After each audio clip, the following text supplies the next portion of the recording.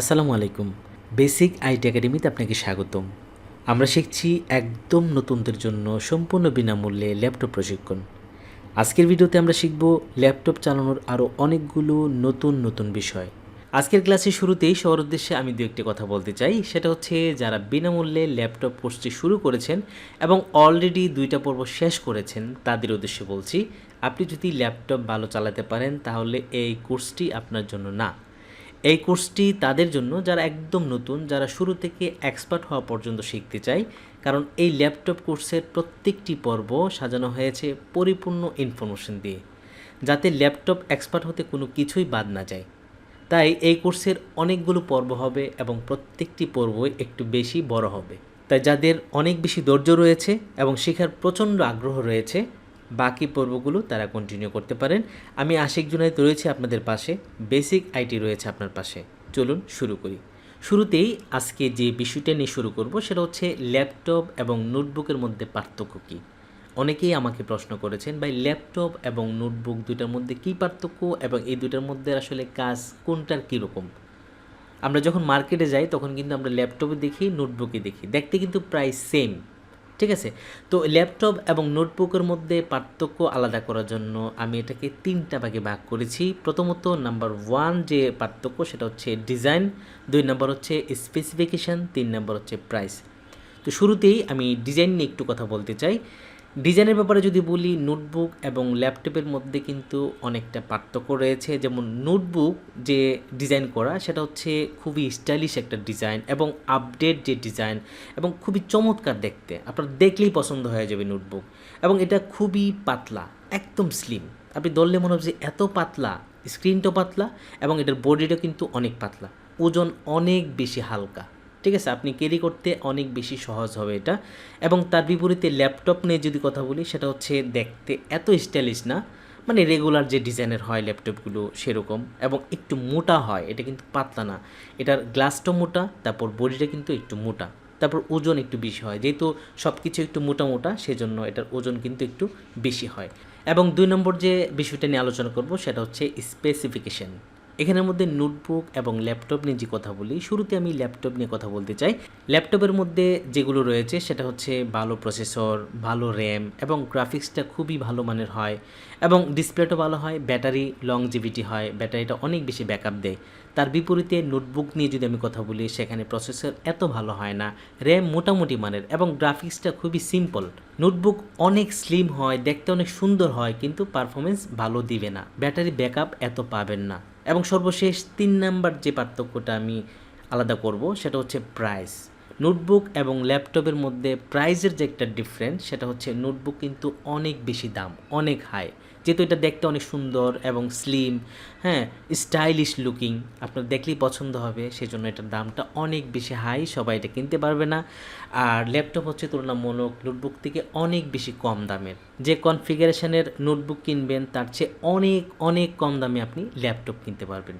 তো মোট কথা হচ্ছে আসলে আপনি কোনটা করবেন। আপনি যদি একদম সিম্পল ইউজার হন এবং আপনি যদি অনেক জায়গায় ট্রাভেল করেন বেশি বেশি, বা এটা নিয়ে সবসময় আপনি অনেক জায়গায় যেতে চান ল্যাপটপটা নিয়ে বা নোটবুকটা নিয়ে, তখন বলবো আপনাকে অবশ্যই নোটবুক কিনতে, কারণ আপনি যেহেতু একদম সিম্পল ইউজার, আপনার জন্য এটা ঠিক আছে। নোটবুক দেখতেও সুন্দর এবং পাতলা, ওজন না বেশি, আপনি যখন এটা সারাক্ষণ নিয়ে হাঁটাহাঁটি করবেন এটা আপনার জন্য কোনো প্রবলেম হবে না।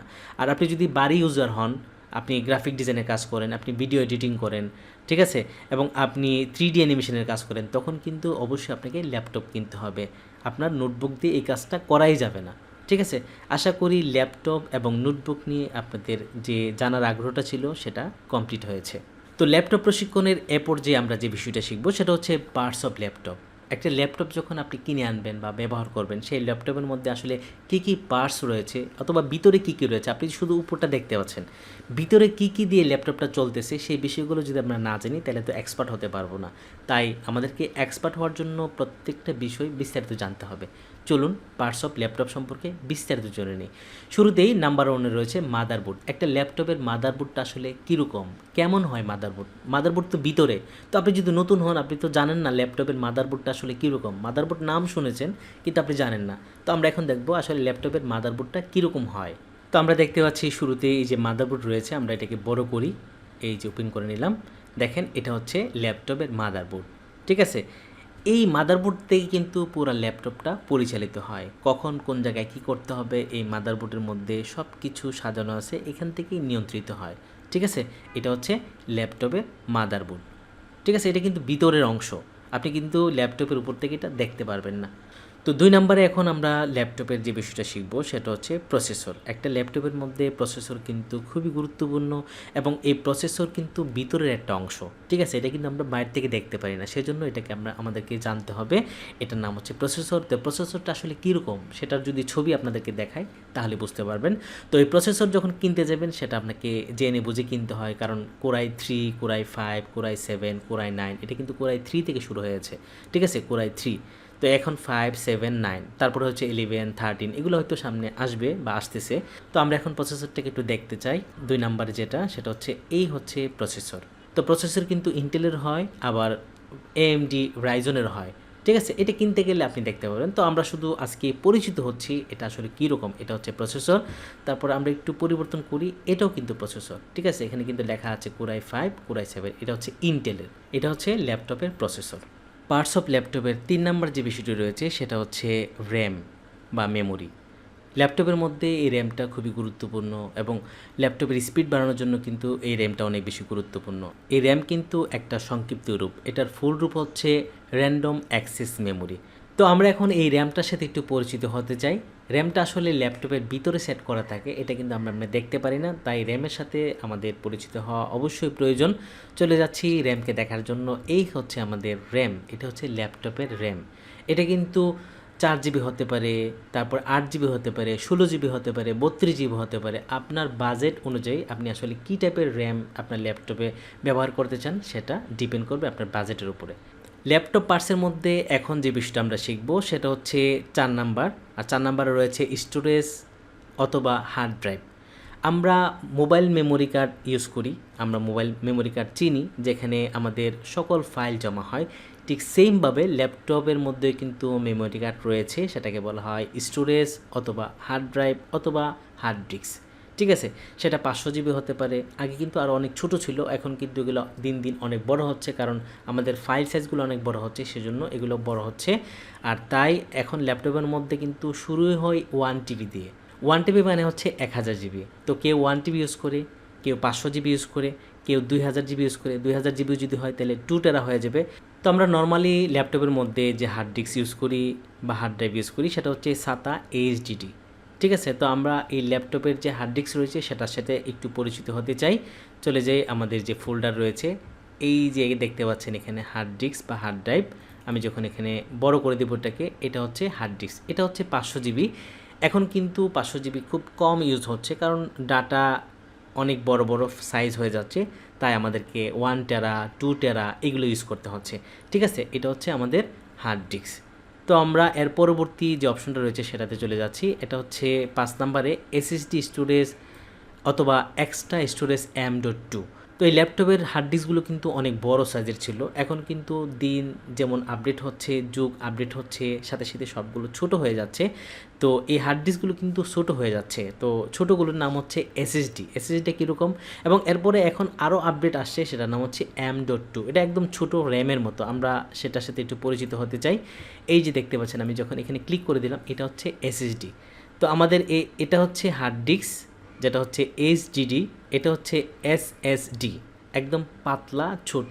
এটা হচ্ছে SATA ড্রাইভ, কিন্তু SATA SSD, কিন্তু এটা হচ্ছে সাইজে অনেক পাতলা, ঠিক আছে, ল্যাপটপের মধ্যে। এবং এটা যখন আপনি আপনার ল্যাপটপের মধ্যে ইনক্লুড করবেন তখন কিন্তু আপনার ল্যাপটপের গতি অনেক বেশি বেড়ে যাবে।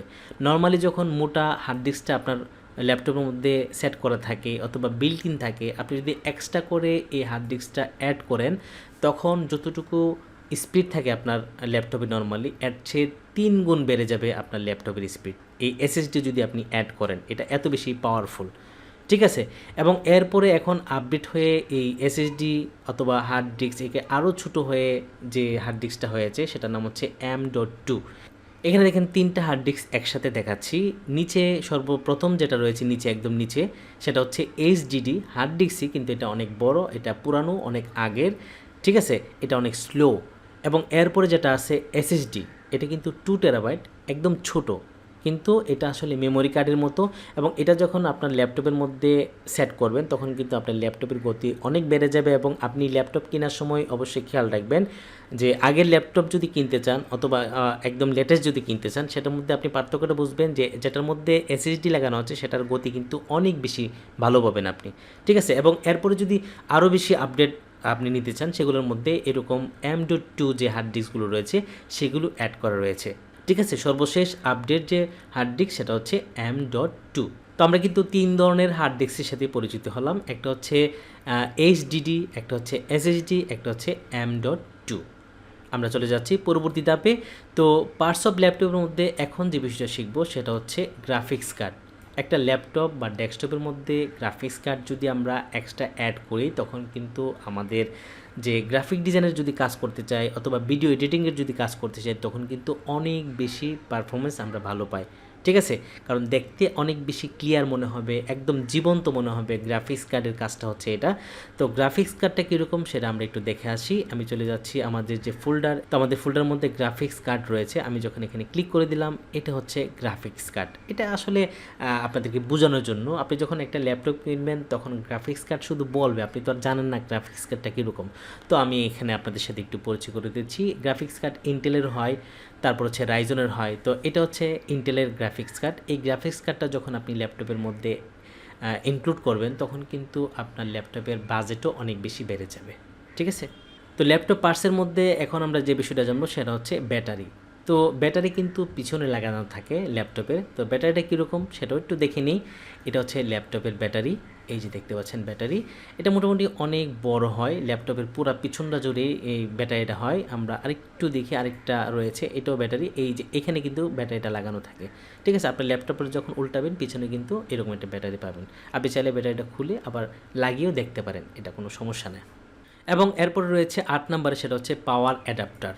আমরা যখন ল্যাপটপ কিনি তখনই কিন্তু আমাদের ল্যাপটপের সাথে একটা পাওয়ার অ্যাডাপ্টার দেওয়া হয়। পাওয়ার অ্যাডাপ্টার হচ্ছে ল্যাপটপটাকে চার্জ করার জন্য অথবা পাওয়ার কানেকশন করার জন্য, ঠিক আছে। এটা কীরকম, এই যে এটা হচ্ছে পাওয়ার কানেকশন করার জন্য অ্যাডাপ্টার, ঠিক আছে। ল্যাপটপ অ্যাডাপ্টার, ল্যাপটপের পাওয়ার অ্যাডাপ্টারের এই অংশটা কিন্তু আমাদের ল্যাপটপের সাথে কানেক্ট হবে, এবং এই অংশটা কিন্তু আমরা যেখান থেকে বিদ্যুৎ কানেকশন করব সেখানে কানেক্ট করা লাগবে, ঠিক আছে। ল্যাপটপ পার্টসের এখন যেটা আমরা শিখবো সেটা হচ্ছে 9 নাম্বার। সেখানে ল্যাপটপ কিবোর্ড রয়েছে। কিবোর্ড আসলে 2 রকম হয়, ডেস্কটপ কিবোর্ড এবং ল্যাপটপ কিবোর্ড। তো আমরা একটু দেখে নিই আসলে ল্যাপটপ কিবোর্ড কীরকম এবং এমনি নর্মালি আমরা যে কিবোর্ডগুলো ইউজ করি সেগুলো কীরকম। তো শুরুতেই আমাদের সামনে যে কিবোর্ডটা দেখতে পাচ্ছেন সেটা হচ্ছে নর্মালি আমরা যে এক্সটার্নাল কিবোর্ড ইউজ করি সেটা হচ্ছে এক্সটার্নাল, বা ডেস্কটপের সাথে যে টাইপের কিবোর্ড ইউজ করি সেটা হচ্ছে ডেস্কটপের কিবোর্ড। তো আমরা যদি ল্যাপটপের কিবোর্ডটা একটু দেখতে চাই, ল্যাপটপের মধ্যে কিন্তু এত বড় কিবোর্ড অ্যাড করা যায় না, তাই ল্যাপটপের কিবোর্ডটা কিন্তু একটু ছোটো।